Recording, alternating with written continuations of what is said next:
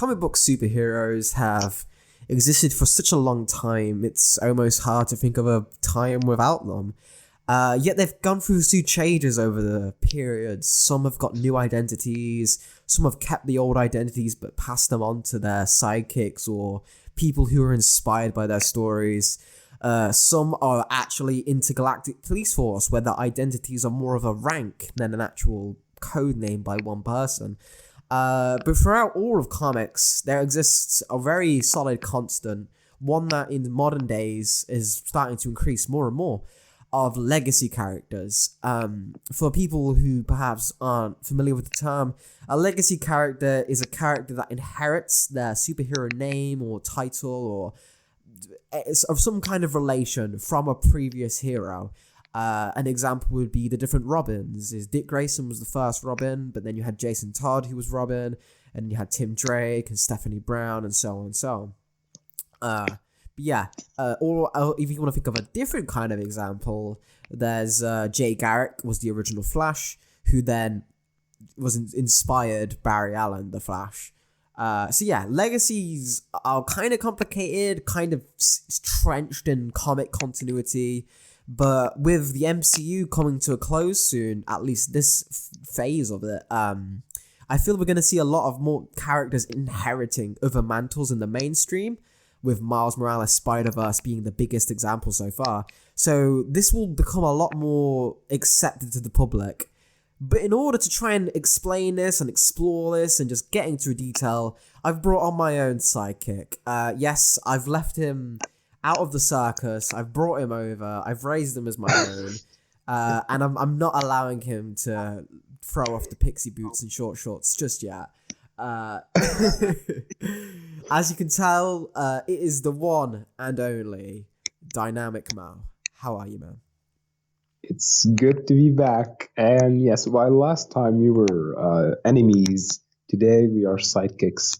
And I do like the pixie shorts and boots. I don't mind it. It's a lot. I think I have the likes for it. Yeah.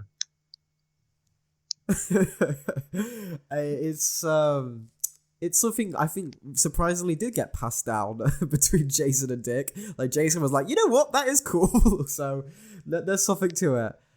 Yeah, I just want to know what goes through Bruce's mind, just making them wear that. Like, why do you make them wear that?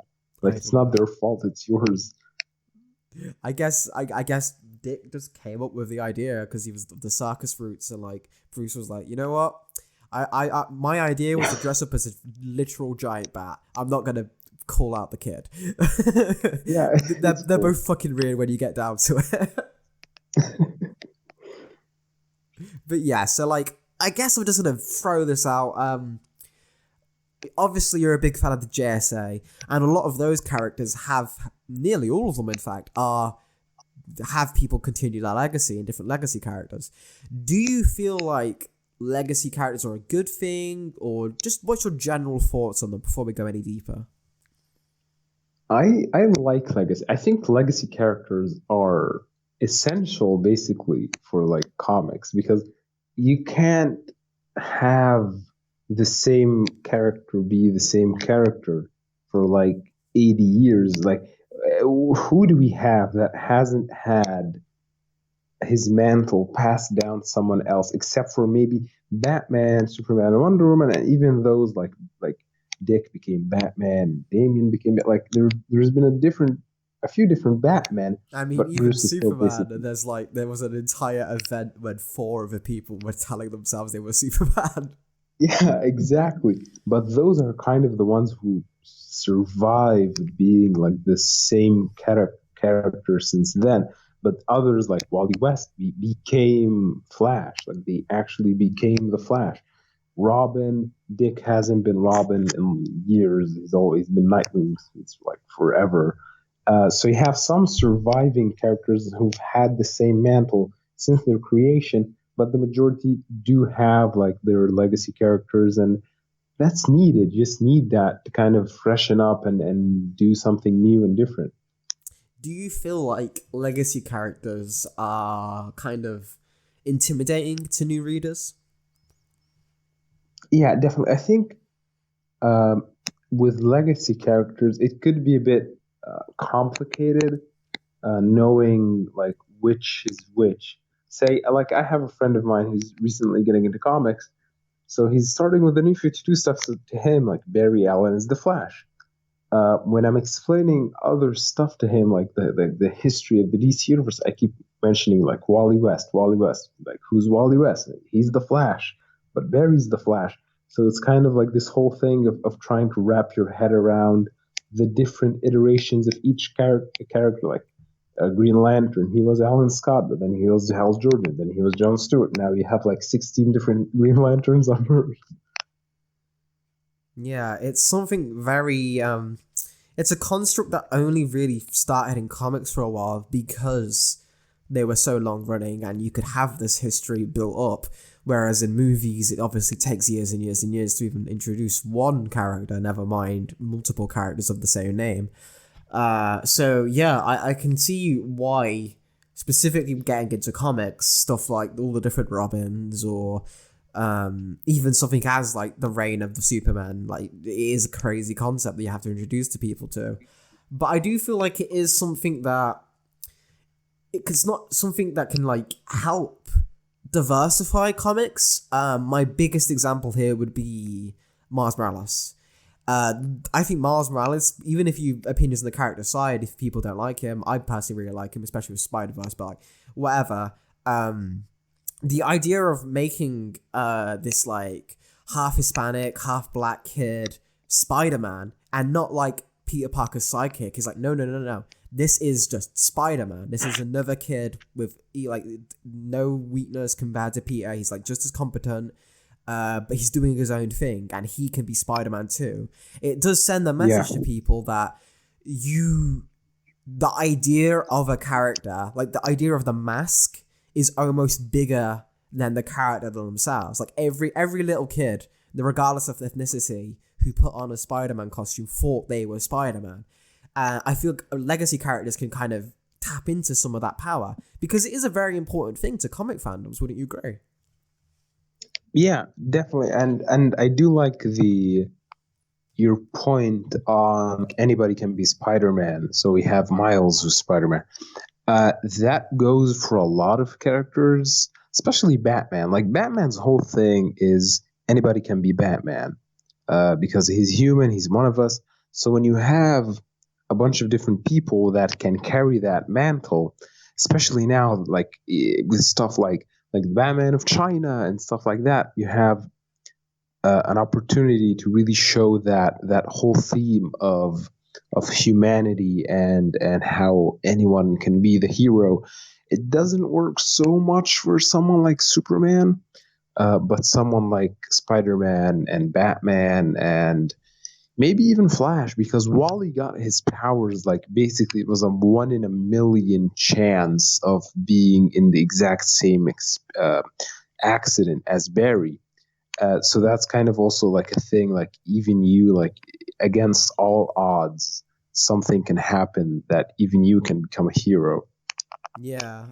With like Batman specifically, I think is a very good point because I see a lot of arguments between fans online of there's one camp which is like, well, Bruce Wayne's the one and only Batman. Only Bruce Wayne can be Batman. Only he's got the drive and the will. And in the end of the day, he will always be Batman. But then you've got the other camp, which is kind of where I'm on, is very much the Batman Begins, I think, phrase it the best. And I think this is transferred into comics a little bit, but not as much as I think it should be. The idea of Batman is often misinterpreted as Bruce Wayne is, especially by like people who want to pretend that they're woke, people who want to like people who don't read comics and only watch the movies and say, oh, this is why Batman sucks. They're like, oh, Batman's just a rich white guy who like thinks he can punch crime and stop it. Like, no, the idea of Batman isn't dress up and beat a guy and then I'll die and Batman's over. It's being a symbol to the people of Gotham that you don't have to be corrupt to win. You can be... there is one person is incorruptible and other people can be like that. And I feel like in a way that spreads out to characters like in Dark Knight Returns, you've got Carrie Kelly, who has no relation to Bruce Wayne at all, but is inspired by Batman's words. You've got stuff like Batgirl. Barbara Gordon was inspired by Batman, even though she was like no relation to Bruce Wayne at all. And she did like her own thing by even the New 52 with like Harper Row or Duke Thomas. These characters like examples of the message Batman's trying to get across, where he fully knows he's going to die of old age one day, or even if he even gets to old age, and he needs Batman to continue, or at least the idea of Batman to continue, to stop crime. And the only way to stop crime on like a meaningful global level is to say, no, every individual person can be a brave hero like Batman. You don't have to have the money or the wealth or the crime fighting skills. You just need to believe in yourself, kind of thing. I feel that maybe stretches legacy character a bit, but I also feel like it's something that makes people... I feel like it helps the message of a superhero as a positive thing, rather than just the idea of person puts criminals in jail, which as you get older you realize that doesn't really solve anything. Yeah, I definitely agree. And something that I wanted to ask you was, we think of legacy characters as kind of characters that are passed as a mantle that's passed down. Barry, Wally, Bart, Bruce, Dick, Damien, stuff like that.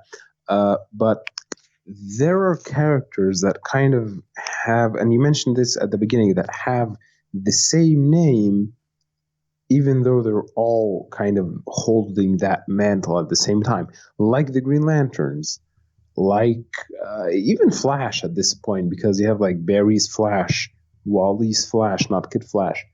Jay was Flash. They all kind of existed as the Flash at the same time. Green Lanterns, there was a million of them, and way too many of them just for Earth. So those characters that kind of hold the same name as being part of a group. In Marvel, stuff like the Nova Corps, just that kind of like that group name. Do you think it takes away from the specialty of the one character by having a whole bunch of others that basically have the same powers and even the same name? That's a good question, because I think it is a case-by-case basis. I don't think you can have two Supermen at the same time. We've got the Superman of China and the Justice League of China, but that is like a completely different story than what Clark's trying to do. Like, it's a very much national thing, whereas Superman's trying to do like a global message, so it's not quite the same in what I'd say. Like, I feel like Superman is like a singular thing that's inspiring a whole world. The same as like Wonder Woman. I feel there's only really one real Wonder Woman, and then the whole world, every she spreads that out to then every woman on the planet is Wonder Woman in her eyes. So there's stuff like that. But then there's also stuff like Batman, where if it was up to me, Dick Grayson would still be Batman, and Bruce would be Batman as well. And I feel like the key to that, the key to making that important, is when you have a character like Dick Grayson, who is really well known to the public, just from his Robin, but he can't be Robin anymore. By giving him a name that isn't Batman after that, like Nightwing, you immediately are making his superhero name less famous than his real life name. Like, more people know the name Dick Grayson than they do Nightwing. And it's the same way more people know the name Wally West than they do Kid Flash. Because their personas are so big in the public consciousness. Like, Wally was really big on the Justice League cartoon, and that was like a lot of people's first introduction to the Justice League. So then when you take that away from him and try and give him a different identity, it kind of diminishes that character. I feel like Dick Grayson and Wally West specifically have risen to the point where they are on equal standing, or almost equal standing, with their mentors. So I feel like it's a disservice to give them anything other than the actual title they've earned, in my opinion. The key to that, however, is, like you say, you don't want to reduce the specialty. And the trick is to make each one as different as you can while still keeping the core tenets. So for Dick Grayson Batman, you make him the Neil Adams, Denny O'Neil, fun, slightly lighter, globe-trotting Batman with Damian as his Robin, and he's going on more like psychedelic, weirder Grant Morrison-style adventures. And then you have Bruce in Gotham doing the noir, dark, gritty, maybe go even more darker than he is, like really hardcore Batman stories. And then you can appease two different fans there. Wally and Barry is harder because they share a lot more of the same rogues and they have like a lot more of the same like personality, especially recently. And that's why I feel like DC failed with those two, is they started writing Barry and Wally very similar to each other. Yeah, definitely. That's a good point that you have of making like the character different. Especially, I think the biggest example of that was someone like Guy Gardner. Like you had Hal Jordan and Jon Stewart, and while they were both very different characters, basically with different origins, they kind of served the same purpose as Green Lantern. They were both basically just good guys, classic heroes, I guess. But then he made someone like Guy Gardner, who's just an absolute douchebag, like the most unlikable character that you could have on a superhero team. But that's what made him special. I love Guy Gardner, especially in like the early Justice League International stuff when Batman punches him in the face. Because it's different. It's different to Hal, it's different to Kyle, it's different to John. Another recent example of that is Simon Baz and Jessica Cruz. They're also kind of very different Green Lanterns, so that becomes kind of niche to them. But someone, like you said, Wally and Barry, they're both very much interchangeable now. You can completely take Barry out of comics and just replace him with Wally. It would not make a single difference. And I think fans would even like it more because the majority of people do like Wally more than Barry. But with someone like Dick, yes, Dick should have been he should have continued as Batman at least before New 52. Like I can understand him being Nightwing for New 52 because it was a reboot, but before that, he should have just continued as Batman till Flashpoint. Yeah, and he kind of was, because he was, for a good year there, when Bruce came back, they were two different Batmen, and they both had different books, and it worked. And I think the people accepted it because they were both different enough. Like, no one's going to confuse Bruce Wayne and Dick Grayson in personality. They're completely different characters. Yeah, exactly. But now I ask you, kind of, which legacy characters do you think have surpassed the original, and which do you think were the original, or at least like an earlier version, is still superior? Like, to me, it's Wally definitely surpasses Barry and Jay. Hal maybe surpassed Alan Scott, but I think none of the Lanterns that came after Hal have surpassed him for me. Dick as Batman, I enjoyed, because I'm not a big Batman fan, but I enjoyed reading Dick Grayson as Batman more than I did reading Bruce Wayne as Batman. So that as Batman kind of surpassed Bruce for me, at least. But what's your take on this? See, with Dick and Bruce, I think the Wally one, I disagree with you, so I'm not going to waste too much time on that. Wally's, I think, is the best idea of as the Flash. It's like that idea got like perfected on the third try, so I really like that.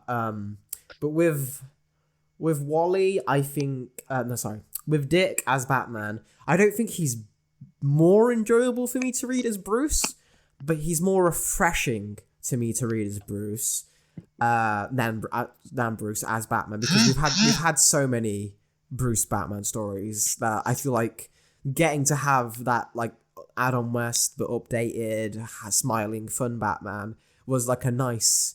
You can still do serious stories with that Batman because smiling Batman can still be creepy Batman to criminals. That still works. Like creepier. Frank Miller Batman fucking smiled all the time and he was horrifying. So you can have like and that whole dynamic with Damian Wayne as like the dark Robin with the happy Batman, like it's just perfect. So I feel like it was good.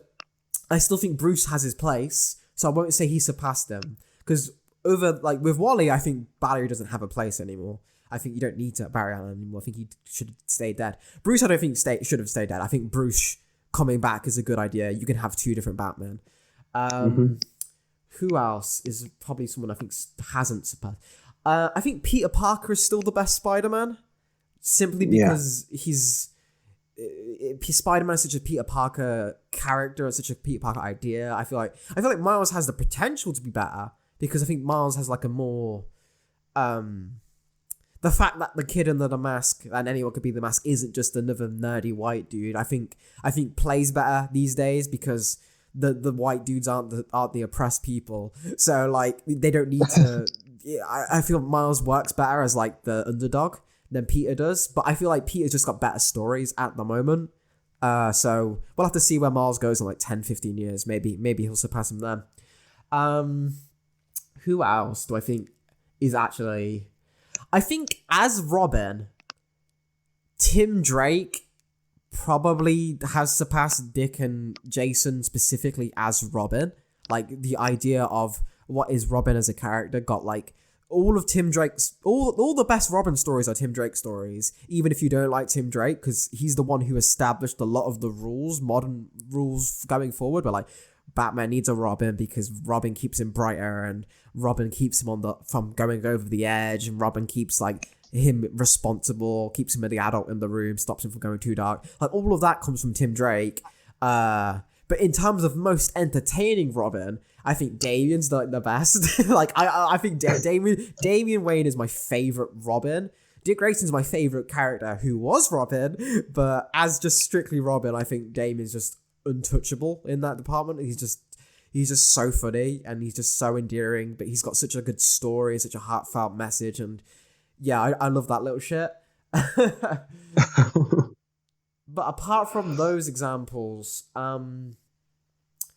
yeah, I think Steve Rogers is still the best Captain America. I think Tony Stark's still the best Iron Man. I think Thor Odin's son is still the best Thor, even though Jane Foster's very close. Stuff like that, like on the Marvel side, is a bit... I think to close up, that's a good question then. Why do you think DC has more legacy characters than Marvel does? Like, why is that, do you think? Yeah, that's a good one. Because while DC has more legacy characters, they kind of have more successful legacy characters, while Marvel doesn't have the biggest success in that area. I think DC, because DC is kind of, that's an argument that's made that kind of annoys me, but there is some truth to it, that the DC characters can become a bit outdated because of how long they've been at it. So DC kind of needs to refresh every now and then. Barry Allen, if you keep the same character from like his creation in the 50s, that's a very boring character now. So you needed Wally West. Again, the Robins kind of, if you stick with the same Robin too long, you need to kind of refresh and do something new. But with Marvel, the characters themselves they work in different contexts and in different times. So you don't really need to improve upon them. Like, how could you improve upon Thor, like, without doing something drastically different? Because he's Thor. Like, how do you do that? Captain America is kind of a very idiosyncratic thing to Captain America. I think Iron Man was probably, and Spider-Man, they're probably the two that have the most potential for having legacy characters. Maybe not so much as a success, but someone like Thor, Captain America, yeah, those just can't work as legacy characters, in my opinion. While a lot of the DC characters, especially like the group ones, like the Green Lanterns and stuff like that, do work as having different iterations. Yeah, I think that's a good point. So yeah, anyone watching this video, listening to this video, please, I'm very curious. What are your favorite legacy characters? Are there any characters you would like to see pass on a mantle to someone else? Maybe some that haven't done it yet. Would you like to see more sidekicks introduced in Marvel and then let them evolve over time? Or do you think legacy characters are too confusing and too convoluted and you'd rather just stick with one secret identity for one hero and that's it? That's a fair idea, I think. I think there's multiple aspects to this. But yeah, that's basically covered most of things. I think we got a good episode here, Mo. Thank you for joining me on this. I'm very glad I got you on specifically to do this because obviously you're interacting with fans every day with like the Talking to JSA, so you have a very good perspective on the history of these comic book characters and why refreshers are sometimes needed or maybe sometimes they aren't. So thank you again for joining me, man. It's always a pleasure. Thank you for having me, man. It's really always a pleasure and a highlight of my week, always just being here. Yeah. You big softy. Yeah, so make sure to subscribe and like just for those wonderful words from good old Mo here. Yes, as always, I hope you've enjoyed. And most of all, take it easy, folks.